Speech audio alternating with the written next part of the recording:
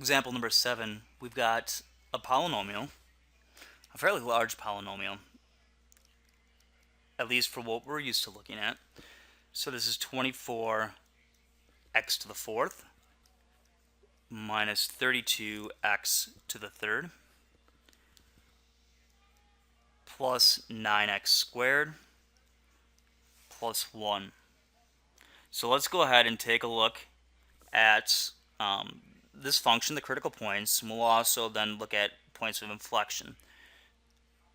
So f prime of x is equal to 4 times 24, which is 96,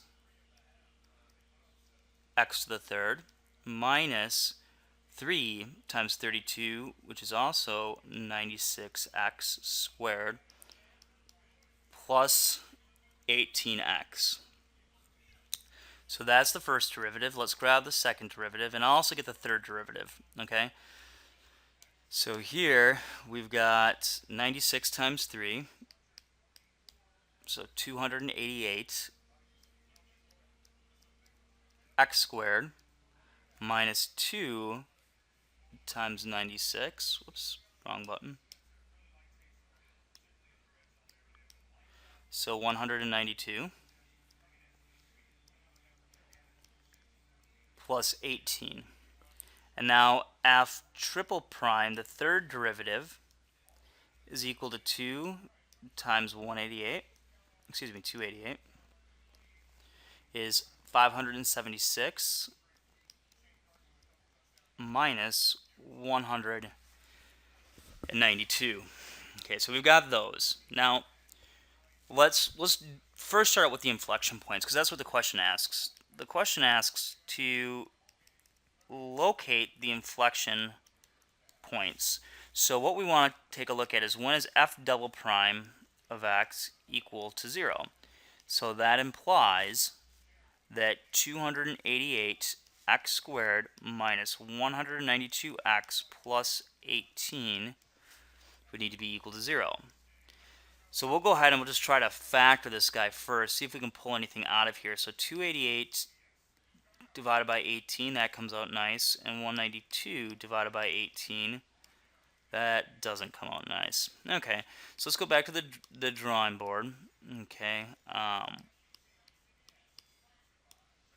we can't pull out a 9. Looks like the only thing that we're going to be able to pull out here, well, we could possibly pull out, this is divisible by 3, this is divisible by 3, and this is divisible by 3, and they're all divisible by 2, so it should be divisible by 6. So 288 divided by 6, 192 divided by 6, and of course 18 is divisible by 6. So let's pull a 6 out.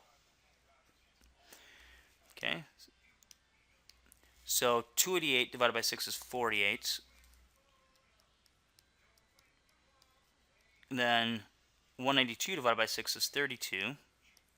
And 18 divided by 6 is 3. So now we need to try to factor this. Let's try to do it out the long way instead of, well, it's not going to work out that way. So let's use the quadratic formula.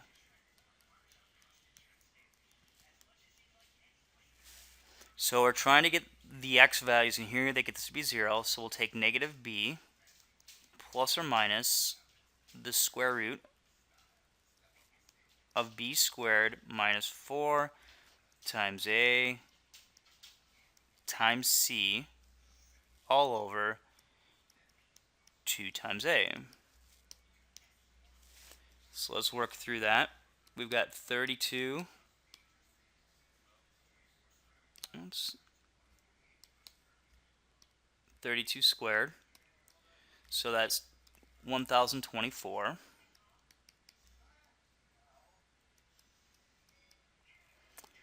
Minus, now here's what we have, 4 times 48 times 3, so 576. And this will be, of course, 96. Okay, I don't want to run out of too much room, so let's pop back up here. So this will be 32 plus or minus the square root. Now I've got 1000 24 minus 576, so 448 over 96. Okay, now let's go ahead and look at 448 to see if it's got any perfect squares in it. I bet you it does somewhere. So 448, let's just try some bigger numbers. Nope.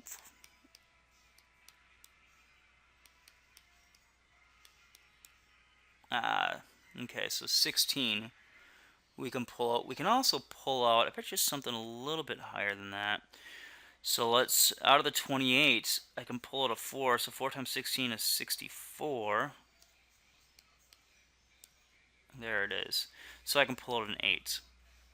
So this will be 32 plus or minus, okay, 4. Oops. 8. Square roots of 7 over 96. And these should all be, it looks like divisible by 8. So, yeah, of course, oops, 32 is divisible by 8. Okay, so we're going to end up with 4 plus or minus the square root of 7. And 96 divided by 8, I believe, is 12. Okay, so we get two different points, two different possible points of inflection. Now, I said possible, okay, because they're not guaranteed. So possible x values associated with inflection, which are changes in concavity. Okay, so let's go ahead and check.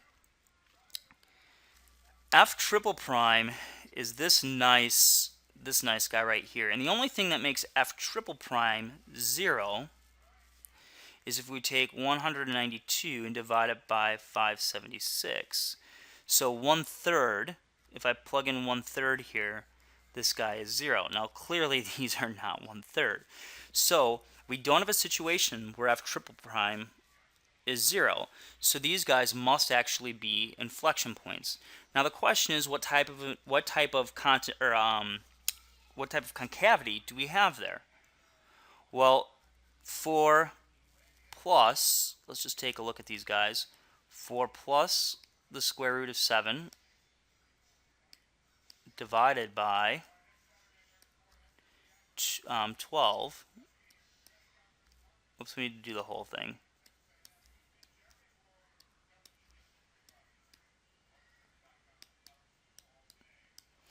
That gives me this number. We'll multiply that, put it into this guy right here. Okay, so if I put it in, it'll tell me how this guy is changing, right? Excuse me. So, what was I saying? Well, so we want to take this guy and we want to plug it into the second derivative here. I think I might have been talking about plugging into here. That won't get us where we want to go. That'll just tell us if it's 0, then we may not have an inflection point. But since it's not 0, we can plug it back into here and tell us a little bit about the concavity.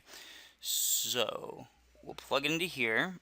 So we'll take that answer and we'll take 288 times that answer squared minus 192 times that answer plus 18. Okay, so that gives us 0. What did I just do here? Oh yeah, of course that's going to give us 0 because that's what we set it equal to. What we need to do is we need to test around that guy to see whether it's positive or negative on the sides. So if we test around this point, this 0.55, let's test it 0. If we test it 0, the second derivative is positive, which means, and also the first derivative here, okay, so the second derivative is positive on the left side of that point of inflection. So that must mean that we're concave up at that spot. So what I think it looks like is when this guy right here is, let's just make sure I plugged in. I did the positive one. Okay, so 4 plus the square root of 7, so 0.55. Here, wherever that guy ends up being, it looks like on the left side of that, at 0, we are somehow shaped more up like this, okay? And then after that, if I take 1 and I plug it in here, I would get 288 minus 192, which is, this is clearly positive again, okay? So since it's positive, it looks like I've still got something like this. The problem here is that our critical values, our points of these inflection points are actually much closer together than what I originally thought.